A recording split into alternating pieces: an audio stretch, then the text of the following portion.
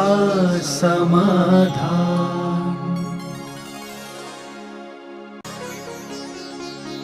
नमोस्तु गुरुदेव। हम मंदिर में वेदी पर विषम संख्या में श्री जी विराजमान करते हैं, जबकि हमारे तीर्थंकर 24 हैं, जो कि सम संख्या है। कृपया समाधान करें। विषम संख्या के संबंध में आगम में तो कोई शास्त्रों में उल्लेख मिला नहीं कि वेदी पे सम संख्या होना चाहिए या विषम संख्या होना चाहिए।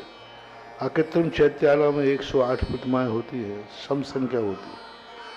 ये विषम संख्या का उल्लेख कहाँ से चला, मैं भी इस बात में विचारता खोजते खोजते मुझे बनियों के पुराण में मिला, जैन पुराण में नहीं मिला, बनिया पुराण में मिला कि बनिया का पुराण क्या होता है कि जब कोई व्यक्ति उसको 100 रुपया देता है तो कहता है भाई 1 रुपया तो और दो, 100 रुपये क्यों रोक रहे हो। तो फिर मैंने इसको खोजा कि मैंने कहा 1 रुपया क्यों बढ़वाते हो। तो बोले महाराज जी, शून्य से ऊपर 1 रुपया बढ़ा देने पर वो 200 तक पहुंच जाता है। यानी खाली स्थान रखो, एक स्थान खाली रखो, इसका अर्थ है कि अभी आगे बढ़ना। बराबर करने का अर्थ है खाली स्थान बढ़ गया, यानी धर्म रुक जाएगा, मंदिर रुक जाएगा।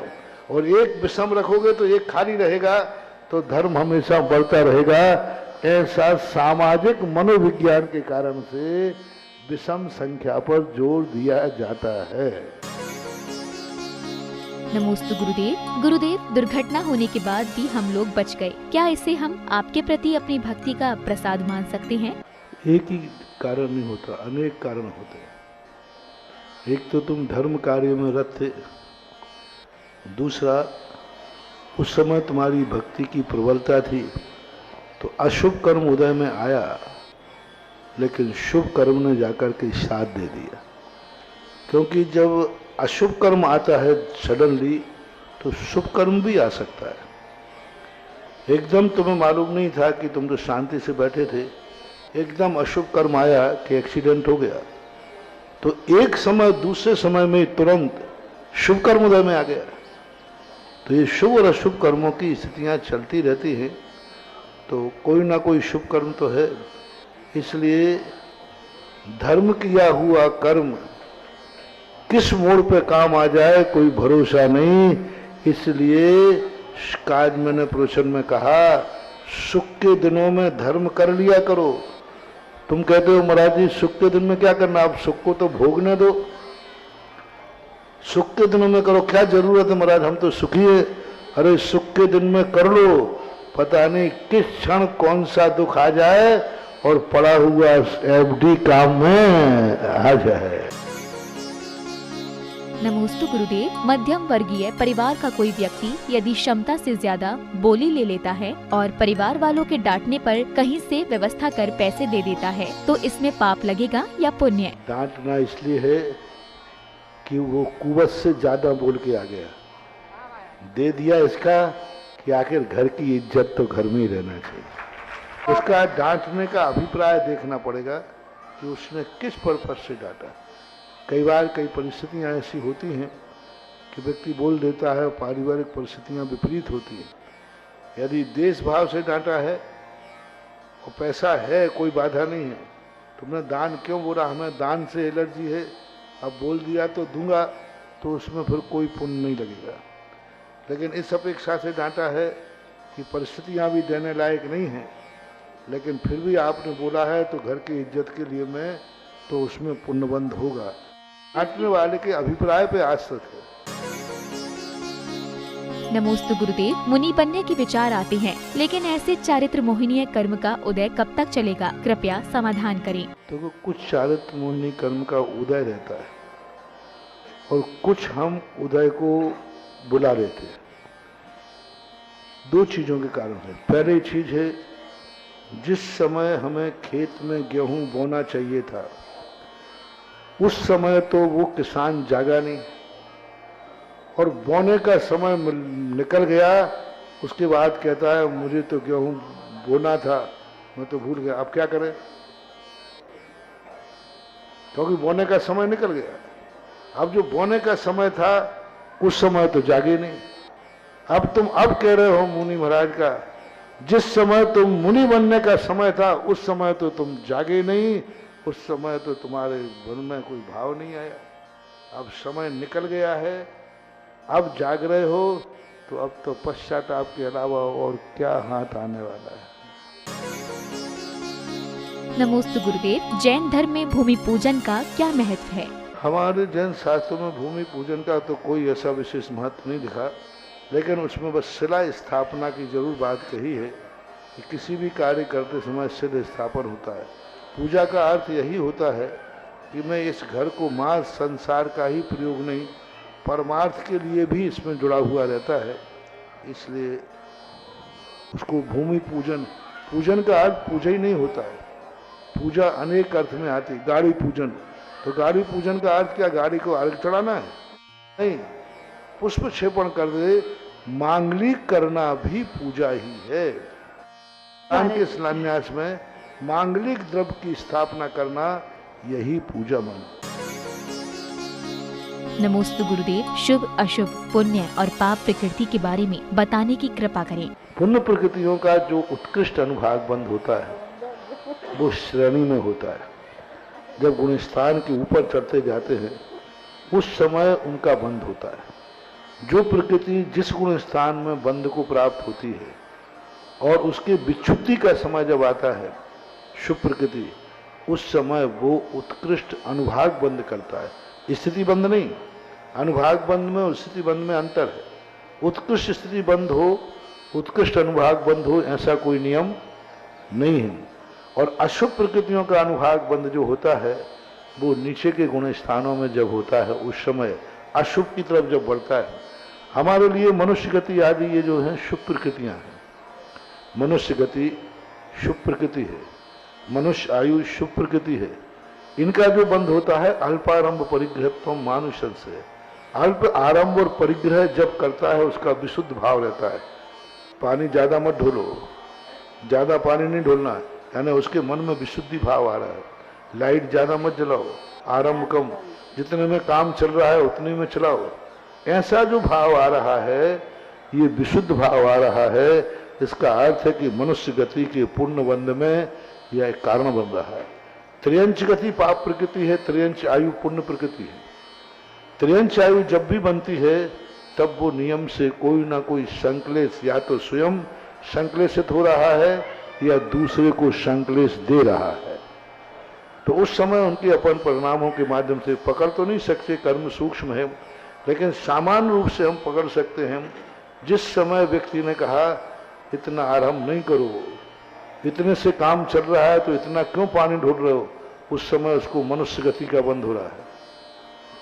व्यर्थ में लाइट क्यों जला रहे हो, इसलिए नहीं कि बिल ज्यादा आ रहा है, जब उपयोग ही नहीं है तो क्यों जला रहे हो, उस समय उसको मनुष्य गति का बंध हो रहा है।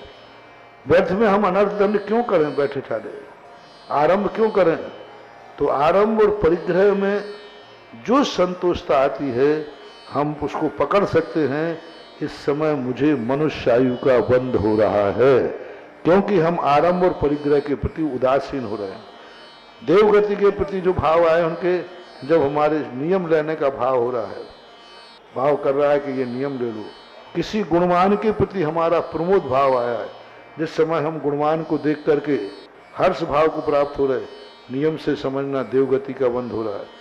जिस समय हम गुणवान को नमस्कार कर रहे हैं, नमोस्तु कर रहे हैं, देवगति का बंध हो रहा है। जिस समय हम एक दूसरे को जय जिनेन्द्र कर रहे, वंदना कर रहे हैं, जैसे आप लोग करते ना, तो जिस समय आप जय जिनेन्द्र वंदना कर रहे हैं उस समय आपको देवगति का बंध हो रहा है, देवगति का आश्रय हो रहा है। कोई भी होगा, मान लो नरक जाने वाला भी जीव ही है, उसकी जो नरक गति का बंध हो कोई नियम नहीं है। बाद में सम्यक दृष्टि होने के बाद नरक गति की विच्छुद्धि तो पहले गुण स्थान में हो गई, अब चौथे, और गति निरंतर बंदी प्रकृति है, कोई ना कोई गति नियम से बंधेगी। नरक जाने वाला नार की भी चौथे गुण स्थान में पहुंच गया तो उस समय वो देवगति का बंध कर रहा है, क्योंकि चौथे गुण स्थान में मनुष्य को मात्र देवगति का ही बंध होता है। तो नरक जाएगा लेकिन बंध कौन सा कर रहा है, देवगति का बंध कर रहा है, क्योंकि वो नमस्कार आदि कर रहा है। तो जिस समय हम नमस्कार करते, विनय करते, शास्त्र अपन ने उठाया, मंगलाचरण कर रहे हैं, देवगति का बंध हो रहा है। हम आहार दे रहे हैं, देवगति का बंध हो रहा है। हम स्वाध्याय कर रहे हैं, देवगति का बंध हो रहा है। हम पूजा कर रहे हैं, देवगति का बंध हो रहा है।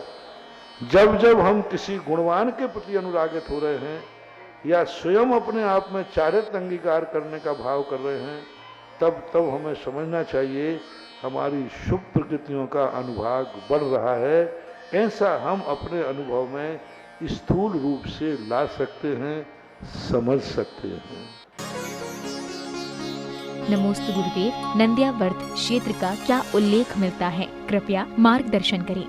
नंद्यावर्त एक वास्तु से वह आकृति है जो संसार की उस ताकत को ग्रहण करती है जो ताकत का कोई विनाश नहीं कर सकता।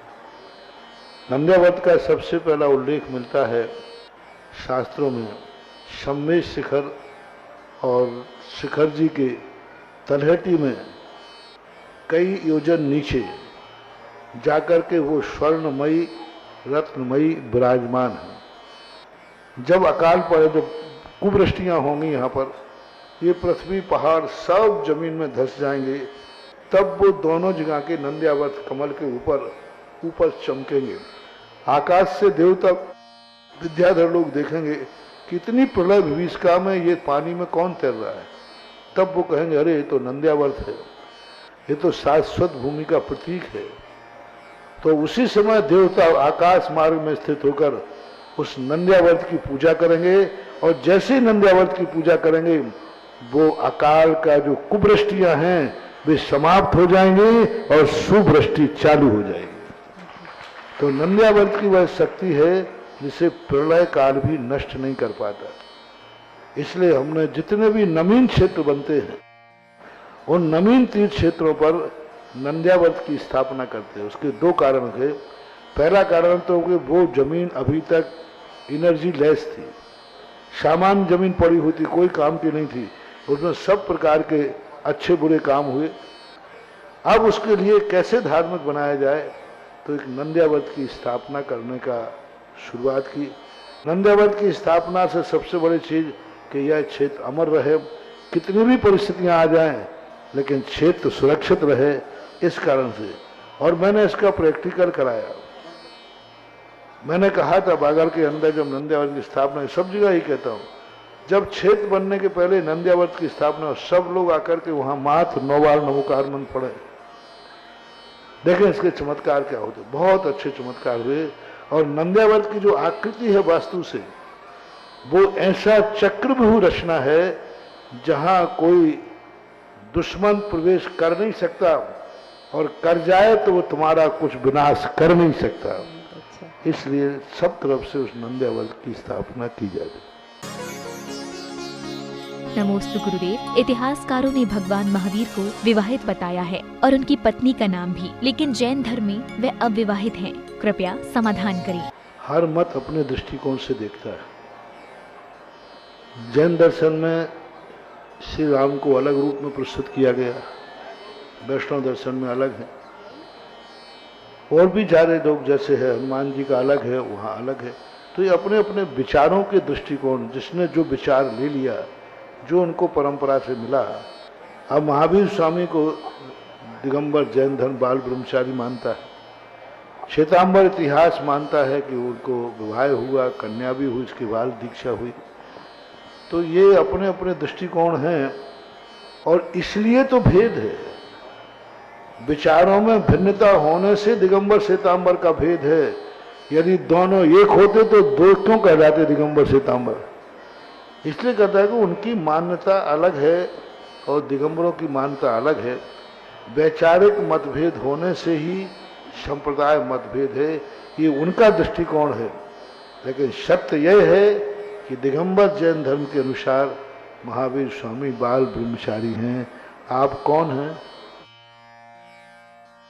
दिगंबर हैं तो बाल ब्रह्मचारी है, और श्वेतांबर हो तो,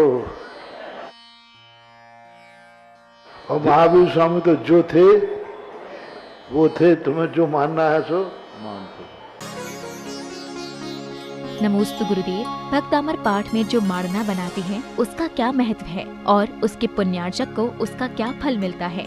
माड़ना जो है एक विधान का वो संकल्पित स्थान है जहाँ पर विधान की सारी एनर्जी को संग्रहित किया जाता है। क्योंकि कोई भी एनर्जी को हम संग्रहित करने के लिए स्टोर कहाँ करें, किस रूप में हम उसको आह्वान करें, कोई स्थान तो हमें देना पड़ेगा। तो यंत्र के रूप में उसके लिए स्थापित करके और हम उस विधान की जो सारी शक्तियाँ वहाँ केंद्रित करते हैं, और जब हम अर्घ्य चढ़ाने जाते हैं तो उन शक्तियों को हमें प्राप्त होता है। क्योंकि डायरेक्ट यदि हमारी शक्ति आ जाएगी, जैसे करंट है, करंट यदि डायरेक्ट आ जाएगा तो उतना हम सहन नहीं कर पाएंगे। तो मारने पे आकर के और मारने पे जो बीजाक्षर आदि बनते हैं वो एक बहुत बड़ी संकल्प शक्ति, वहाँ की केंद्रित शक्ति एक बहुत बड़ा शगुन है। इसलिए मारना जो बना के देते हैं, हमारे शास्त्रों में कई इस प्रकार के मारने बनाने के संबंध में कई चर्चाएं आती हैं। बहुत शुभ होता है। जितने विधान अब वहाँ होंगे, उस विधान में जो एनर्जी लेकर के लाभान्वित होगा, उसका श्रेय मारने देने वाले को जाता है। नमोस्तु गुरुदेव। अनादि मिथ्या दृष्टि लंबे समय तक सम्यक ग्रहण नहीं कर पाता है और मिथ्यात्व में आ जाता है, तो क्या उसमें थोड़े बहुत सम्यक के संस्कार रहेंगे? जब कोई संयोपसम सम्यक दृष्टि मिथ्यात्व में आता है तो इस संस्कार बने रहते, तभी तो पुनः अंतर्मुख के बाद पुनः सम्यक दृष्टि बन जाता है। इतना संस्कार उसका बना रहता है, पल्ल के असंख्यात वर्ष तक क्षयोपसम सम्यक दर्शन का संस्कार बना रहता है। परिणाम स्वरूप उसका क्या होता है कि पल्ल के बीच में यदि उसको सम्यक दर्शन प्राप्त करना है तो उसे 3 करण करने की जरूरत नहीं, 5 लब्धियां करने की जरूरत नहीं। 3 करण जो बहुत बड़ा कार्य होता है, तो वो मिथ्या दृष्टि पल्ल के असंख्यात वर्ष तक क्षयोपसम सम्यक दृष्टि के बनने के लिए जो 3 टुकड़े किए थे उसने, वो कार्य उसको करना नहीं पड़ता और क्षयोपसम सम्यक दृष्टि हो जाता है। क्षयोपसम सम्यक दृष्टि के लिए कई आचार्यों ने 2 करण की व्यवस्था बनाई है, लेकिन वो पूज्यवर बीजसेन स्वामी कहते भजनी है, कर भी सकता है और नहीं भी कर सकता है। तो उसका संस्कार तो उसका बना रह सकता है, लेकिन व्यक्त रूप से संस्कार नहीं होता। ये नहीं हो सकता कि कोई सम्यक दृष्टि है और मिथ्यात्व गुण स्थान में गया तो उसे मिथ्यात्व की अनुभाग शक्ति कम बनती हो, स्थिति कम बंद होता हो, ऐसा नहीं हो सकता। परिणामों की अपेक्षा तो दोनों मिथ्या दृष्टि में कोई अंतर नहीं। एक अनादि मिथ्या दृष्टि, एक अभव्य मिथ्या दृष्टि और एक सादी मिथ्या दृष्टि है। तीनों के परिणामों में कोई अंतर नहीं। तीनों उत्कृष्ट आयु का बंध, उत्कृष्ट मिथ्यात्व का बंद कर सकते हैं, उत्कृष्ट अनुभाग बंद कर सकते हैं। ऐसा नहीं है कि 70 कोड़ा कोड़ी सागर की स्थिति सादी मिथ्या दृष्टि को बंद नहीं होती हो, होती है। तो व्यक्त परिणामों की अपेक्षा कोई अंतर नहीं है, लेकिन एक सुविधा जो है उनको पंचलब्धि 3 करण नहीं करना पड़ेंगे पुनः सम्यक दर्शन प्राप्त करने के लिए। क्षयोपसम सुधा समाधान।